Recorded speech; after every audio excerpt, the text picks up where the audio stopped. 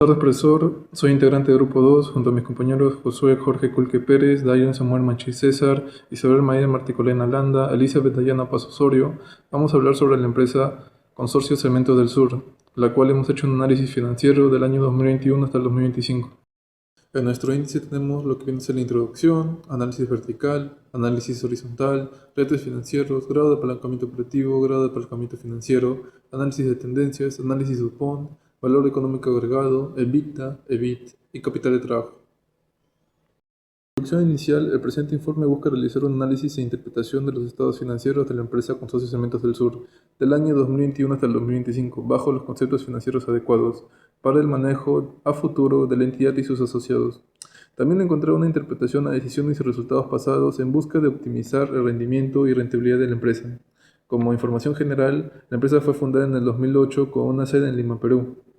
Una manufactura, su manufacturación es más o menos de cemento, concreto, cal y materiales de construcción. Tiene una presencia en Perú, Bolivia y Ecuador y tiene registrado más de 28.000 empleados en el 2024. Análisis vertical del estado de situación financiera. El análisis vertical es una técnica financiera que expresa cada partida de un estado financiero como un porcentaje de un valor base, en el cual está revelando la proporción o el peso de cada elemento. Para comenzar a analizar el estado de situación financiera con el análisis vertical del Consorcio Cementerios del Sur, es necesario observar que al inicio, en el año 2021 y 2022, la empresa estuvo muy estable, tenía muy buenas ganancias y compraron bastante mercadería para poder venderla. Sin embargo, en el año 2023, el cual fue un año muy difícil, se quedaron con poco efectivo porque se hicieron fuertes pagos e inversiones y la mercadería que habían comprado se estancó en los almacenes sin moverse, lo que de alguna manera detuvo el dinero en un momento en el que se necesitaba mucha liquidez. Pero por suerte en el año 2024 y 2025 el negocio se pudo recuperar. Pudieron lograr vender lo que tenían estancado del año 2023, recuperaron caja con financiamiento y pudieron estabilizarse en tanto a la operatividad de una forma más prudente y más estable. Por el lado de las deudas, la empresa decidió financiarse alquilando activos y postergando el pago de los dividendos en lugar de pedir préstamos bancarios.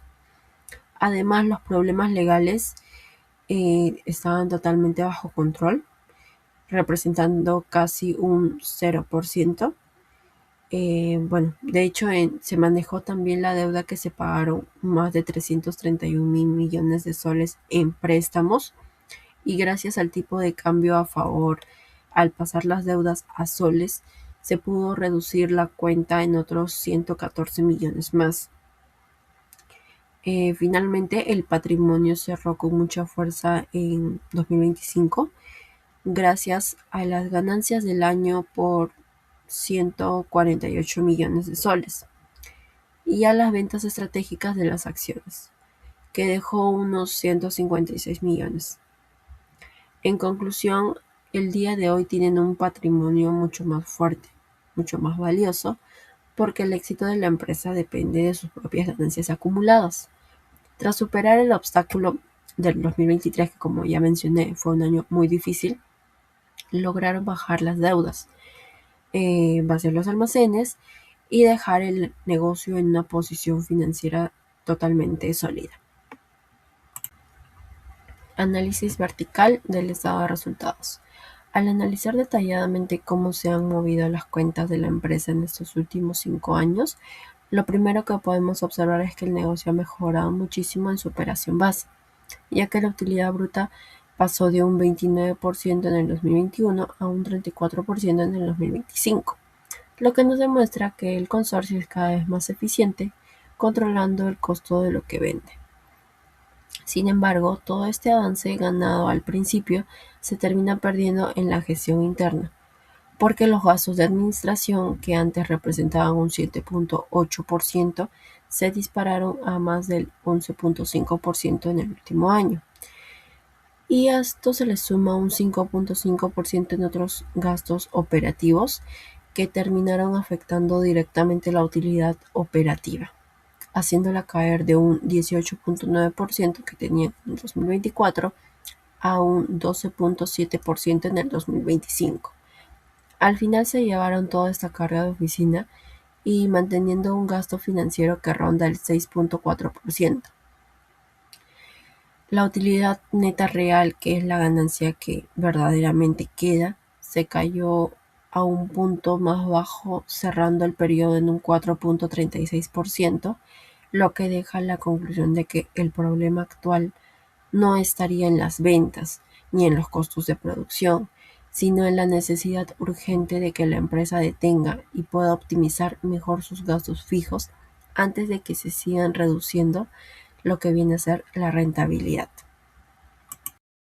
Bueno, tal profesor, en este caso le tocó explicar sobre el análisis horizontal del estado de situación financiera, lo cual nos dice que es una técnica para identificar tendencias, comparando así variaciones absolutas y porcentuales de las cuentas entre distintos periodos.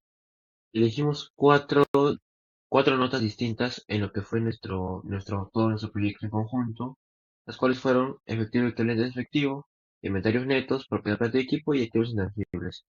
El efectivo equivalente de efectivo podremos resumir que la empresa tuvo un inicio estable, del cual fue el 8% de efectivo, pero lamentablemente este cayó en el año 2023 con un 2.57% debido a una fuerte salida de dinero para préstamos a entidades relacionadas e inversiones internas.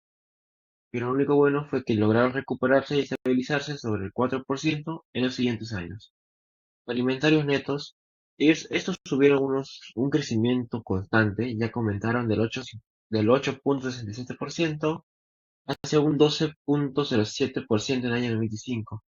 Esto se debe a una acumulación estratégica de repuestos para así asegurarse sobre el mantenimiento de las plantas, lo que ha atrapado recursos antes que eran más efectivos.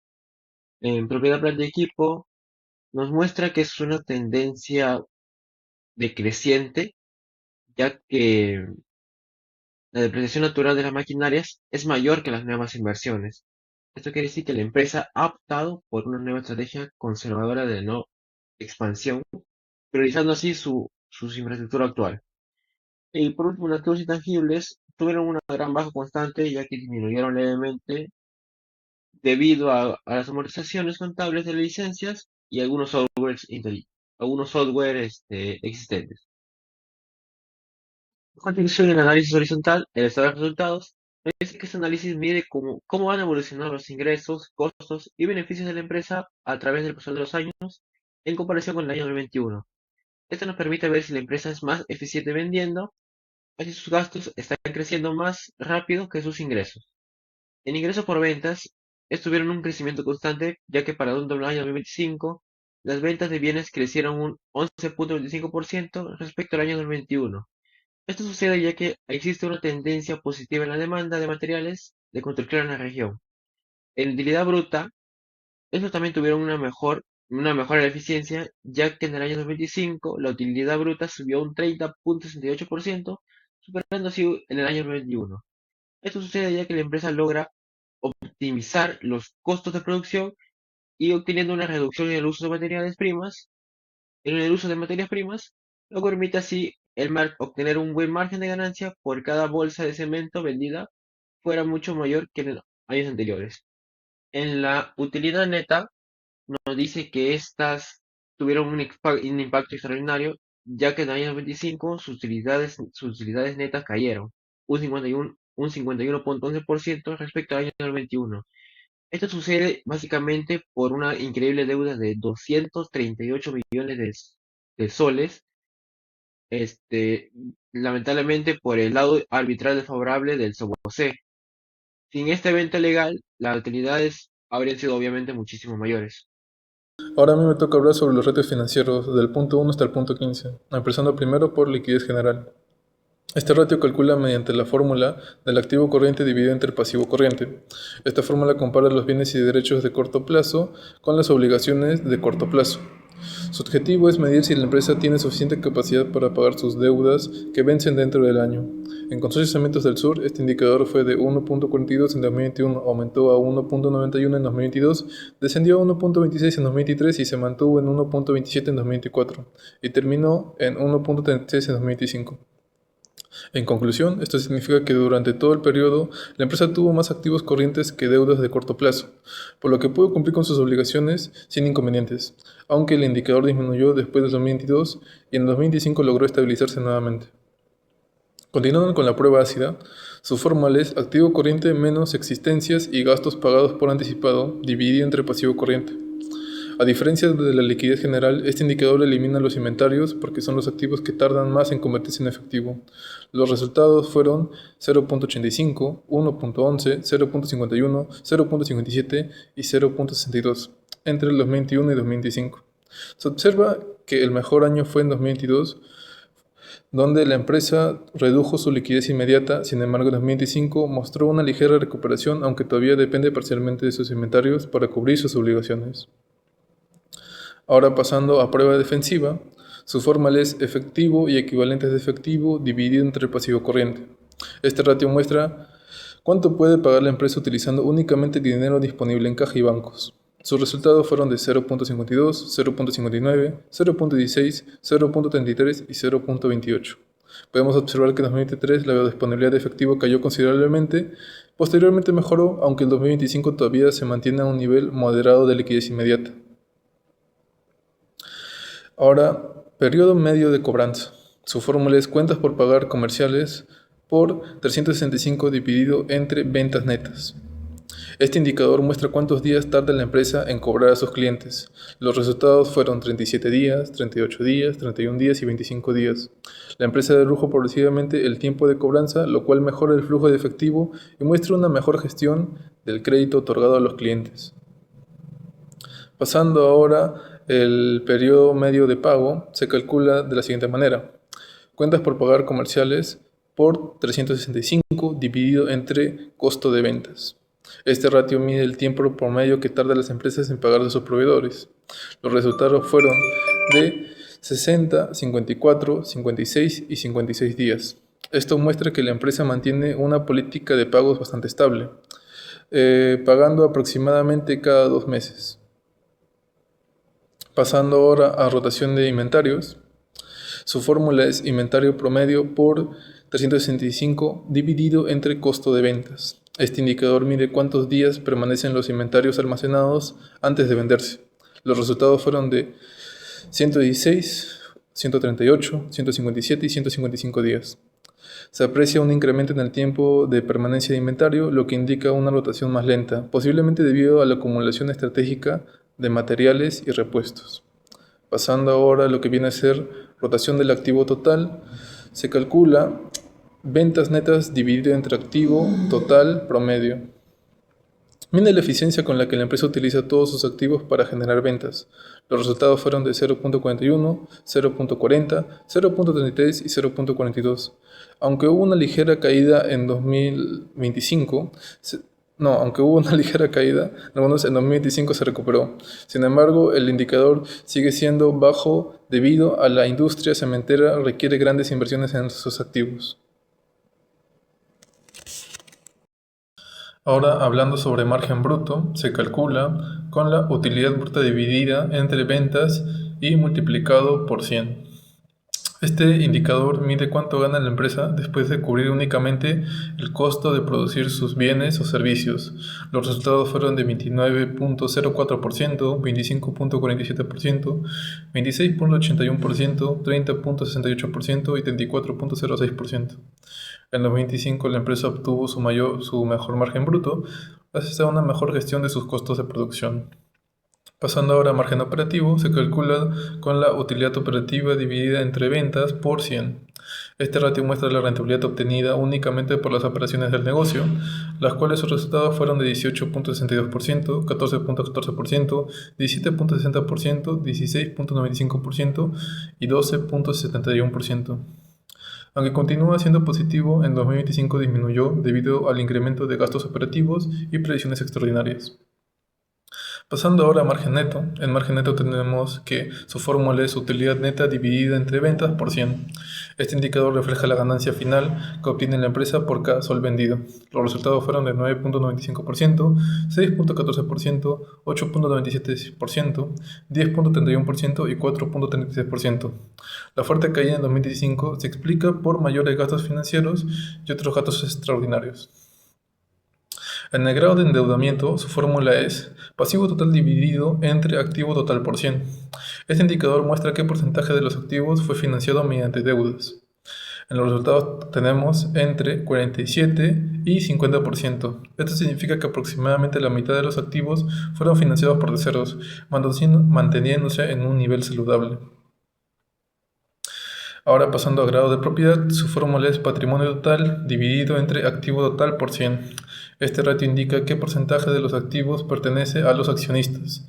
Los resultados fueron superiores al 50% durante todo el periodo, llegando a 52.46% en 2025. Esto muestra que una estructura patrimonial sólida y una menor dependencia del financiamiento externo. En endeudamiento patrimonial tenemos que su fórmula es pasivo total dividido entre patrimonio total.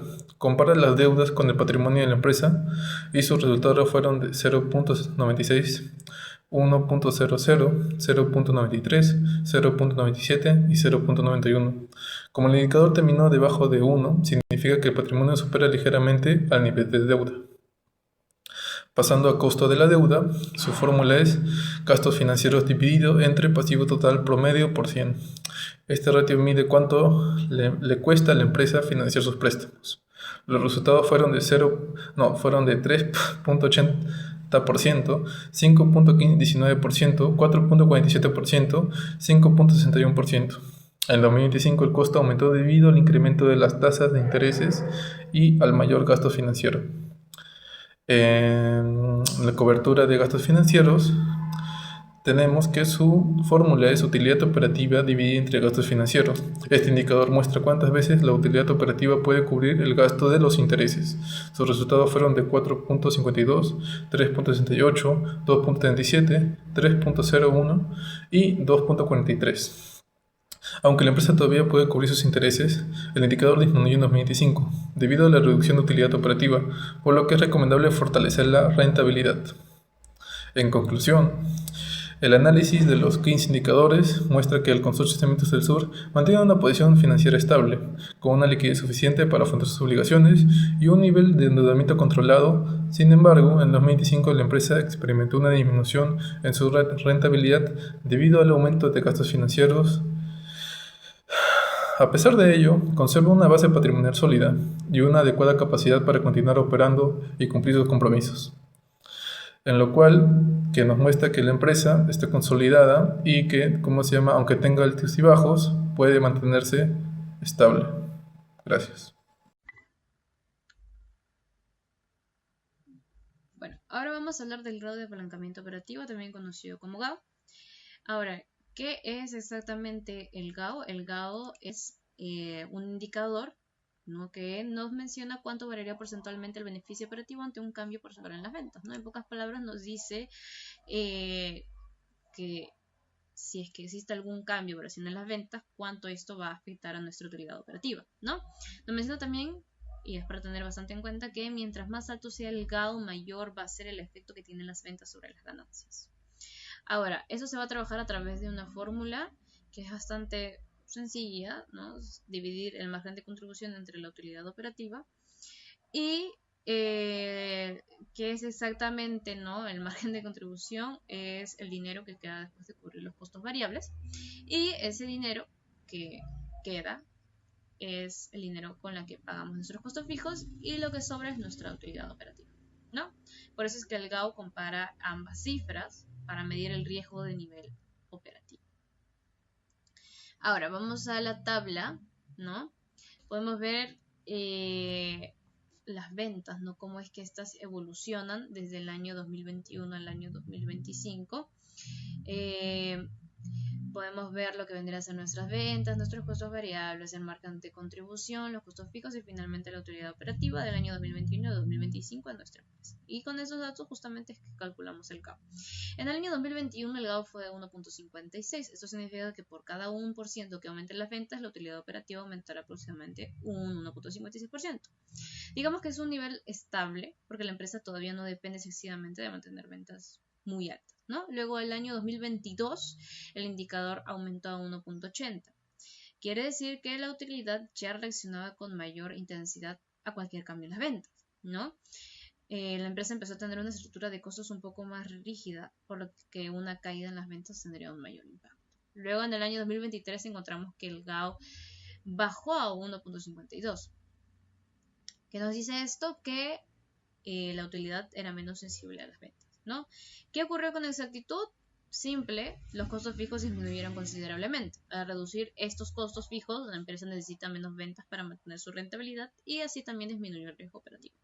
Como pueden ver también en la tabla, se puede ver que los costos fijos del año pasado fueron de 382.000 aproximados. Y luego en el año del 2023 bajaron a 293.000, ¿no? Es una reducción considerable. Luego del año 2024, el GAO volvió a subir a 1.81. Eso significa que la utilidad comenzó a depender más del volumen de las ventas. Aunque la empresa seguía siendo rentable, cualquier disminución en las ventas tendría un efecto más fuerte sobre sus ganancias, ¿no? Y luego, en el año 2025, se observa el valor más alto de todo el periodo, que es de 2.68. Esto es muy importante porque nos indica que la empresa tiene un alto grado de apalancamiento operativo. En otras palabras, ¿no? La utilidad cambia casi 3 veces más rápido que las ventas. Eso quiere decir que si aumentan en un 10%, la utilidad podría aumentar aproximadamente un 26.8% y también viceversa. Si es que disminuyen, la utilidad también podría reducirse cerca del 26.8%. Por eso es que un GAO, ¿no? Un GAO alto representa mayor potencial de ganancias, pero también aún mayor riesgo, ¿no?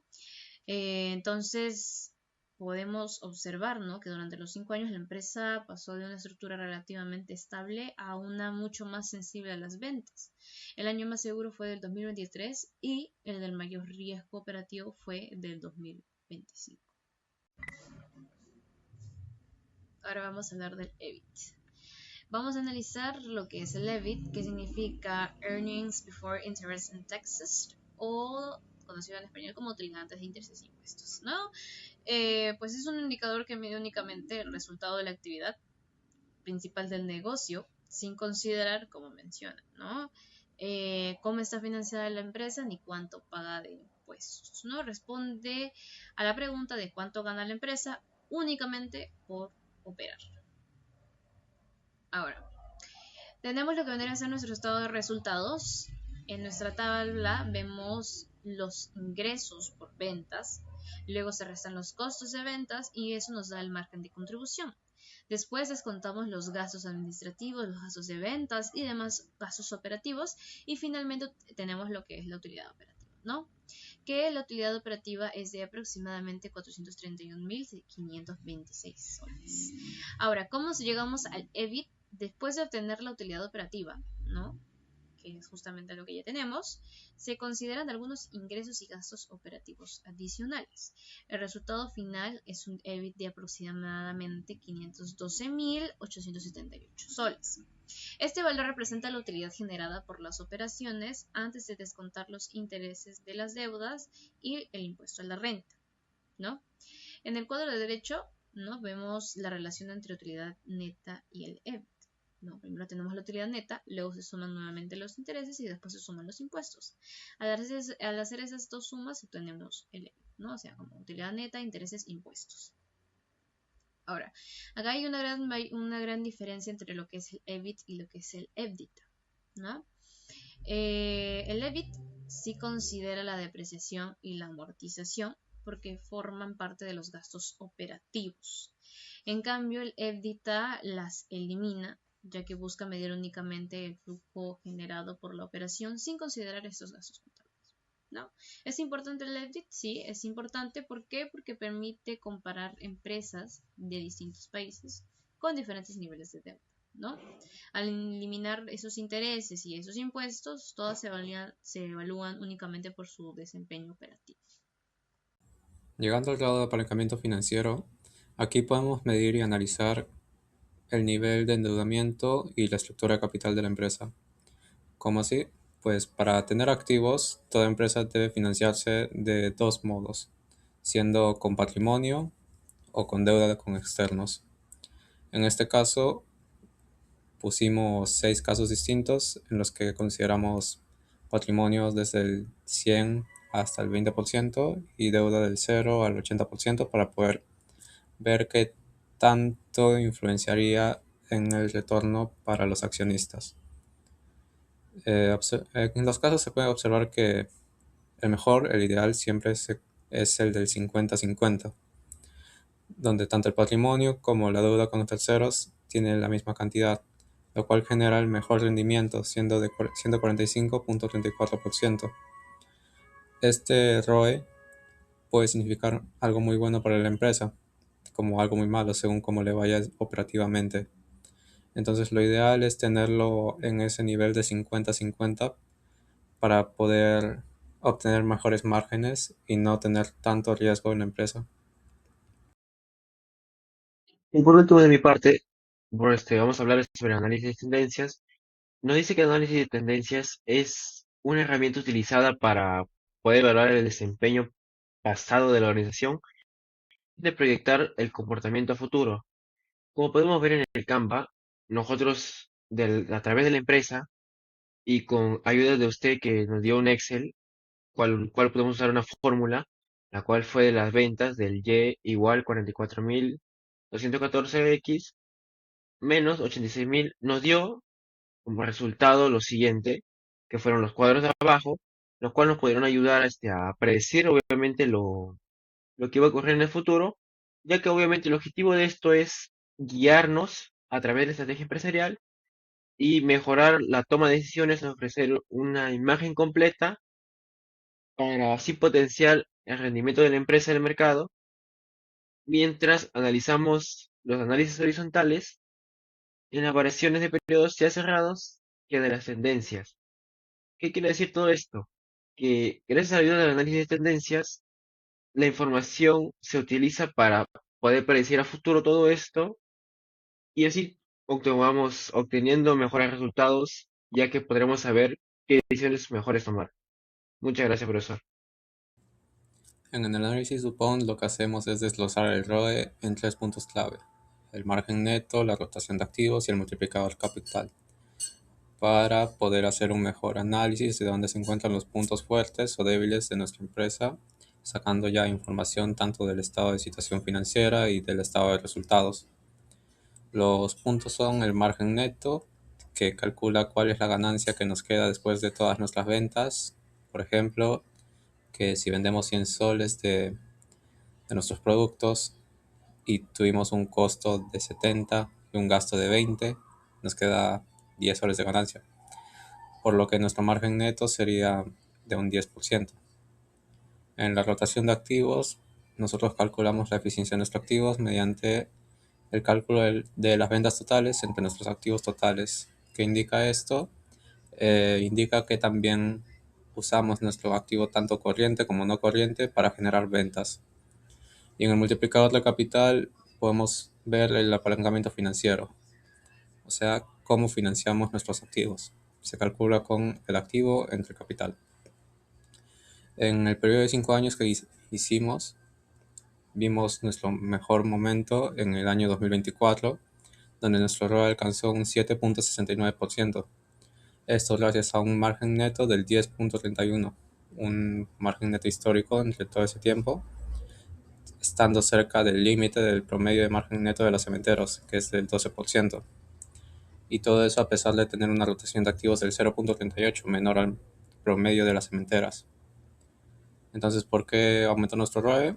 Fue mayormente gracias al margen neto, probablemente por la reducción de costos, y en el 2025 el último periodo que analizamos tuvimos una gran caída en el ROE, pasando de 7.69 a 3.62, habiendo tenido una mejora en nuestra rotación de activos y nuestro multiplicador de capital, que se mantuvo casi constante y en un buen nivel. Entonces, ¿por qué cayó? Definitivamente por el margen neto, que bajó de 10 a 4.36%. ¿Eso significa que la empresa le está yendo mal? No, porque lo que pasó fue que la empresa tuvo un laudo arbitral desfavorable con la empresa Sobose. Entonces, debido a todo ello, nuestro ROE cayó drásticamente, pero no significa que a la empresa le esté yendo mal. Les voy a explicar acerca del análisis EVA, o también conocido como el análisis del valor económico agregado. Para poder entenderlo de una forma más sencilla y más clara, es necesario que nosotros nos formulemos una pregunta, la cual vendría a ser: ¿el negocio está generando una ganancia real o solamente estamos trabajando para cubrirlo día a día? Bien, como les mencioné, la meta principal de ese análisis es poder comprobar si los ingresos están superando lo que cuesta mantener la empresa en curso. Por ello, nosotros vamos a analizar los siguientes escenarios, pero vamos a tener en cuenta dos cosas. Los ingresos están aumentando en un 10% mensual y los egresos en un 5% al mes. Nosotros hemos proyectado un periodo de 4 meses, en donde estamos teniendo en cuenta un mes como base, y seguido a esto tenemos los meses de enero, febrero y marzo. En cada uno de los escenarios nosotros estamos encontrando dos columnas. A la izquierda tenemos todo lo que viene a ser los ingresos, el saldo inicial, los préstamos bancarios, cobranza de los clientes, las ventas al contado, y a la derecha tenemos los egresos, que vienen a ser los pagos a los proveedores, los tributos, planillas, servicios y las cuotas préstamo. El indicador clave en ese análisis viene a ser el saldo final, el cual está resaltado en amarillo en cada uno de los escenarios, y este viene a ser el dinero neto con el que está cerrando la empresa al mes, para luego ser utilizado como saldo inicial del siguiente escenario. Lo que se nos ha pedido es evaluar en qué mes podría producirse un déficit de caja, y si es que hubiera, proponer las medidas preventivas para esto. Al tener ya el análisis ya realizado, nosotros hemos llegado a la conclusión de que en ninguno de los meses proyectados existe un riesgo de déficit. Y la recomendación que nosotros damos es que, como vemos que el mes de marzo cerró con 102.156 soles, nosotros proponemos usar este sobrante para poder comprar maquinaria que pueda aumentar la producción, invertirla en opciones financieras que nos paguen intereses, o lanzar campañas de marketing para que las ventas puedan seguir subiendo y creciendo.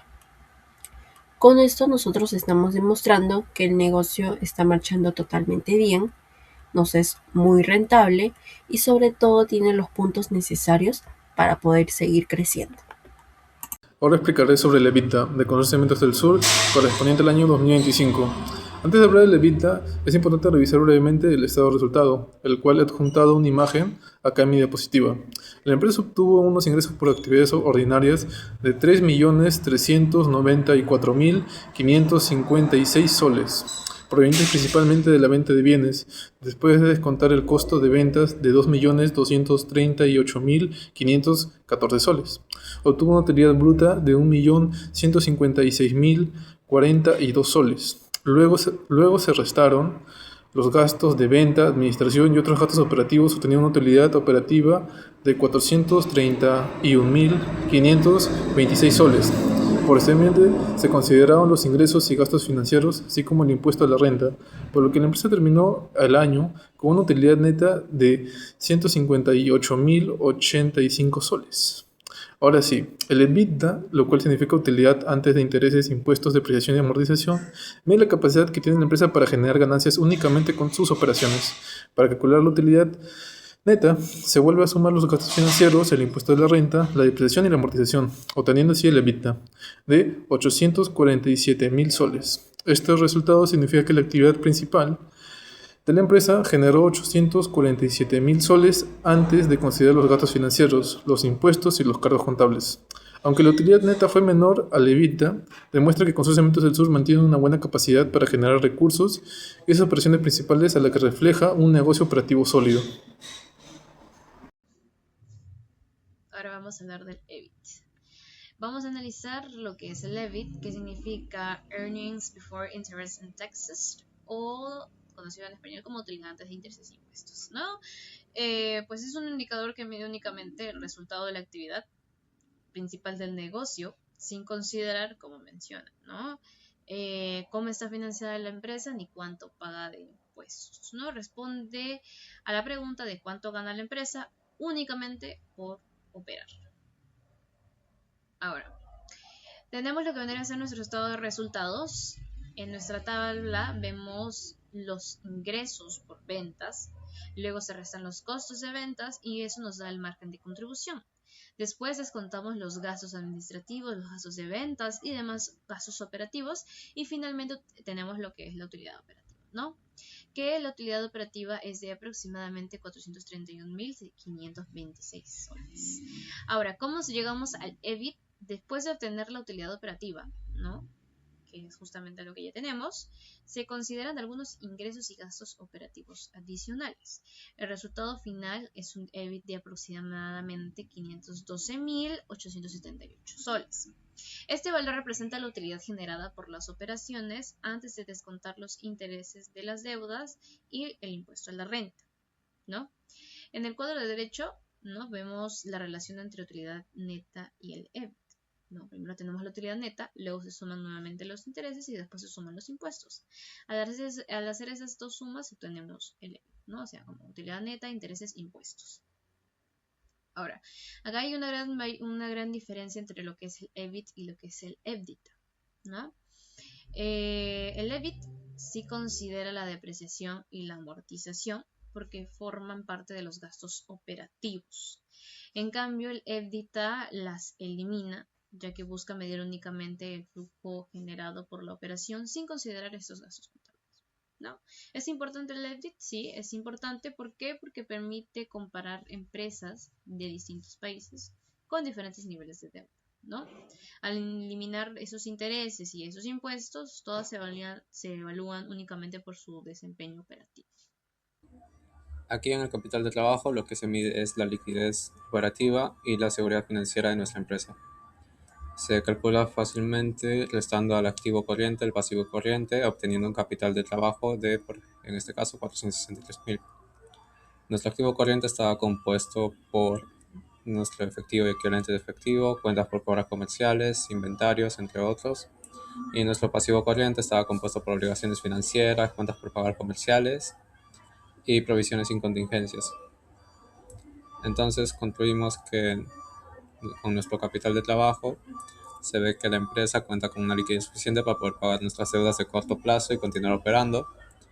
Este manejo eficaz del capital de trabajo contribuirá a tener una menor necesidad de recurrir a financiamiento externo y no tener que pedir préstamos. Y nuestro capital de trabajo bien gestionado liberará efectivo para poder invertirlo a mejoras operacionales, lo cual terminará impulsando la vida de la organización.